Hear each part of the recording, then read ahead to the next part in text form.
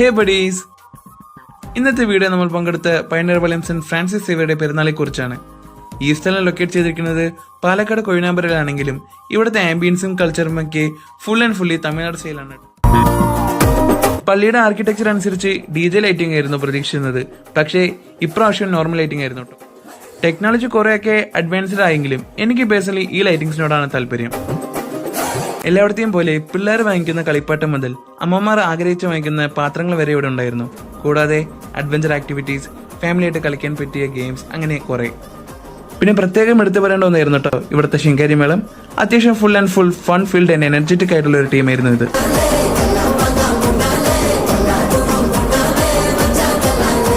നല്ല ഭംഗിയായി അലങ്കരിച്ച തേരും ജനമാട് കൂടി പ്രദക്ഷിണവും കലാശക്കൊട്ടോടും കൂടി പെരുന്നാൾ അവസാനിച്ചു. ഇനി മറ്റൊരു വീഡിയോ ആയി ഇനിയൊരു ദിവസം വരാമെന്ന് പറഞ്ഞുകൊണ്ട് ഇറ്റ്സ് മീ പാക്കിംഗ് ഓഫ്.